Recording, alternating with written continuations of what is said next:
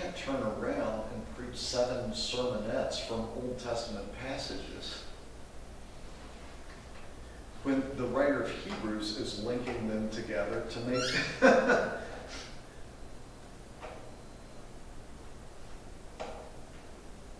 a particular point.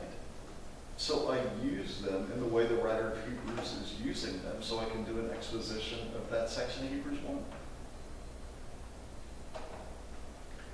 So in that sense, it's a very practical issue that drives it. And it's based on where the primary text comes, which could be what series I'm doing. Or where I just want to locate the message.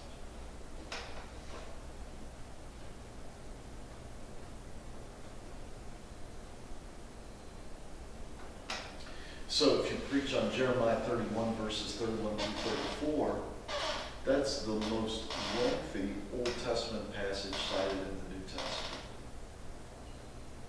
And it's significant. And so you're going to have to decide how much to concentrate on the Jeremiah 31 material in context.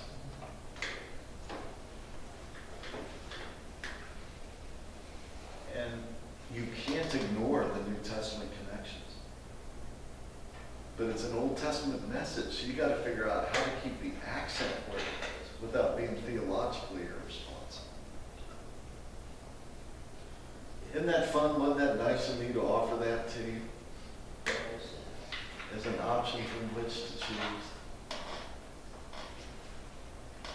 Yeah, that New Covenant prophecy in Jeremiah 31 is a pretty big deal. And so I do try to give some stuff that's more theological in orientation, more exegetical in orientation, just to give you a chance to connect your interests into the particular challenges that come with that stuff.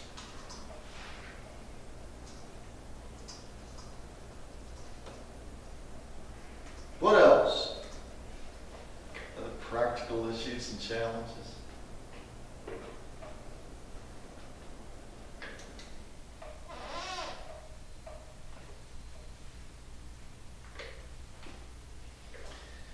And to me, the stuff that's been most helpful, I think, viewing the whole thing as a unit, figuring out how the pieces fit together. The idea of the narrative logic, creating the resolving of tension in many Psalms has been really helpful to me.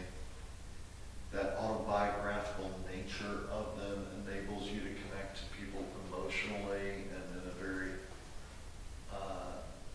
engaging and transparent way that I think can be very freeing to people, that they can identify with, and they can and help them learn to really be honest with God. I mean, I guess even, part of Zach's question to me boils down to, you feel what you feel.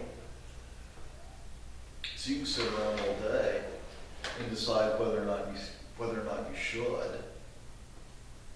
At the end of the day, you feel how you feel, so you got to decide how you're going to do with the way you feel. How you're going to deal with the way you feel. What are you going to do with that? Because it's there. If you just decide, well, I shouldn't feel this way. You can just suppress it. You can fail to acknowledge it. You can pretend it's not there.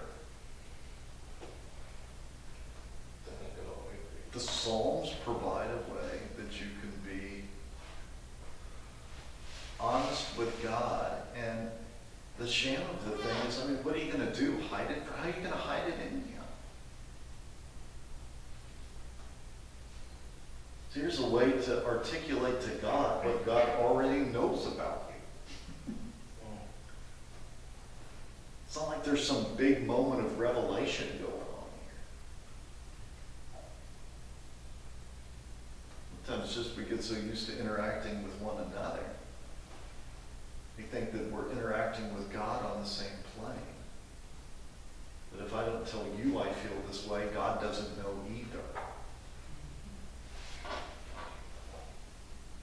So what's the point of trying to pretend it's not there? It's a lot better to just turn those into prayers, to turn those into worship. Even than to sit around all day debating on whether or not you should feel that way. Just figured out how to pray through it. I don't know, Zach, does that sound irreverent? Is Brother Harden going to get me fired? I didn't call him brother out of the refusal to call him doctor. I can still say doctor. Dr. Harden.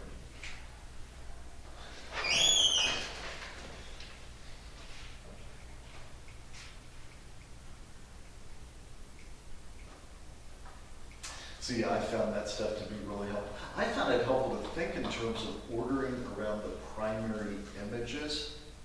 There's so much picture language in the Psalms. And just like in an epistle or something, you might have primary and secondary ideas. In a psalm, you might have primary and secondary images. And figuring out how those relate to one another. So when I preached from Psalm 32 in chapel this fall, and I'm dealing with the idea of losing weight. Unconfessed sin is weight that you were never intended to carry.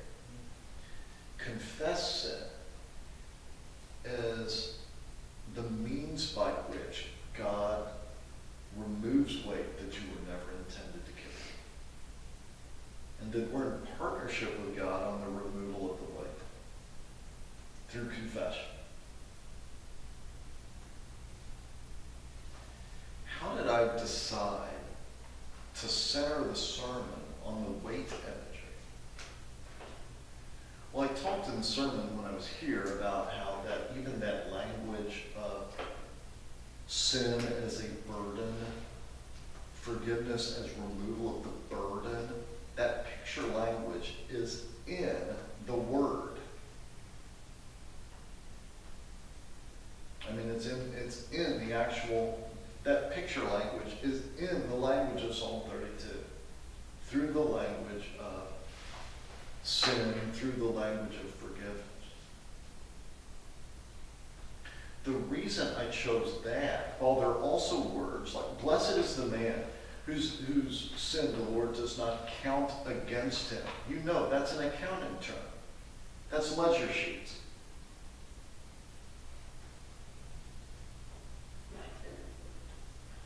You know the language of trespass, the language of missing the mark. So why did I deal with the putting on and the removal of unintended weight? The reason I did it is because that's the imagery that carries on down through the psalm. The accounting imagery isn't really what continues through the psalm.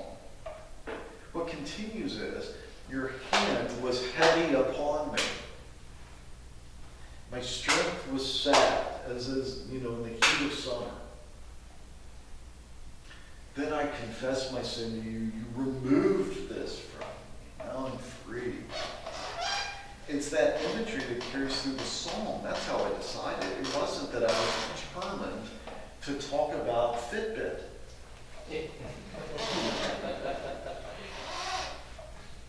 It was how the imagery leads into the rest of the psalm, and how the rest of the psalm uses the imagery that caused me to determine that's what I really wanted to build the message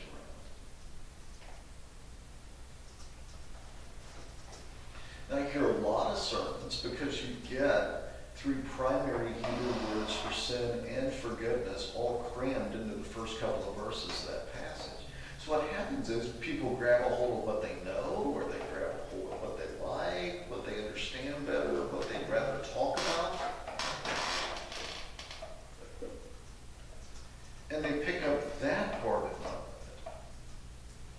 Or they try to explain all of it equally in moving through the sermon. But that's not what the psalm itself does. The psalm itself centers more primarily on one of those images. And then starts chasing that thing through. So that's what I'm trying to do. Sorry I'm yawning. Y'all are boring me. It's 7:40 in the evening. It's time for old people to go to bed. Oh, now here y'all are breaking my heart. Here I've come all this way. And you're saying, Brother Snell, it's 7:41. It's time for bed. You're college students. Let me just tell you how it is. Probably good people on the camera. Married is different. Oh, No, it's time at like 9:30. You're like, I'm done. Camera. Bunch of college students. I wake up at midnight because I'm an old man, can't sleep. Go and y'all be out running around town. 9:30. It's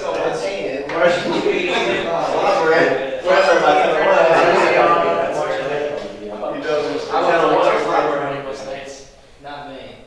And then you say, oh, Brother Snell, I found this chicken McNugget that looks like baby Jesus. It looks like chicken Jesus. And I was so excited I just couldn't go to sleep. I had to, like the little drummer boy, I had to bring my offering to baby Jesus.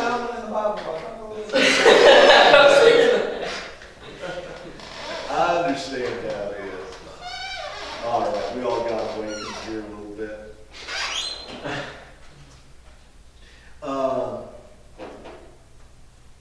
So yeah, I found those things to be helpful.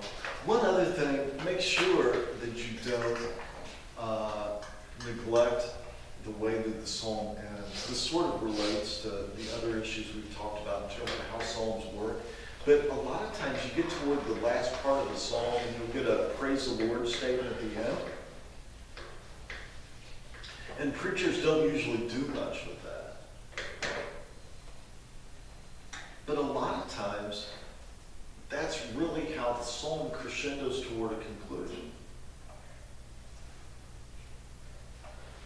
Because it's after all of these experiences that require resolution, and then as they get resolved, and then you get that praise the Lord at the end. And I mean, that's huge in the psalm. That's the culmination of the psalm. That's the peak of the psalm. And it's like we're so used to seeing praise the Lord in the Bible that sometimes we miss it in these psalms, especially when it comes at the end. Because it ends the way a lot of sermons just sort of end. Because it got to end somewhere, they just sort of end. Yeah. Not particularly strategic, not particularly culminating, they just sort of end with a nice summarizing statement. You almost get conditioned to that, okay, the sermon ends, with praise the Lord. Well, there's been all kinds of stuff happening in the meantime. So I think we make too little out of those praise the Lord statements at the end of these psalms.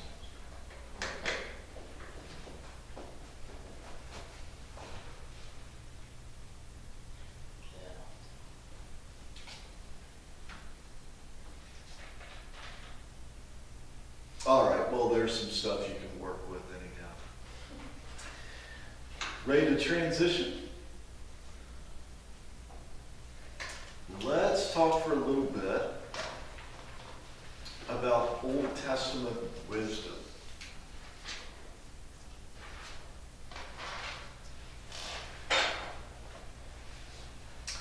I've got a handout on that, and I noticed that somehow I don't have it uploaded to Sakai yet, so I'll have to get that one uploaded for you. Old Testament wisdom. Let me start by talking about the value of the preacher as sage. The preacher is wise guy, wisdom dispenser. Thought about preacher storyteller, preacher's poet. Now, preacher as source of wisdom.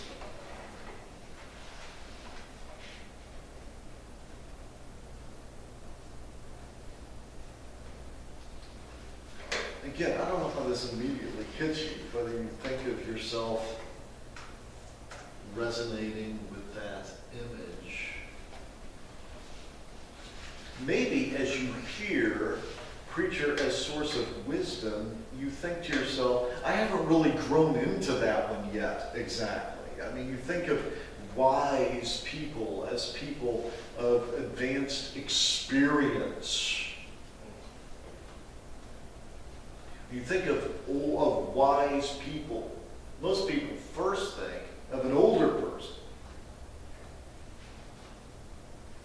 So if you are in the room and you are young, which is most of the people in the room, you might look at what I'm saying right now and almost think maybe someday. But in the scriptures as a whole,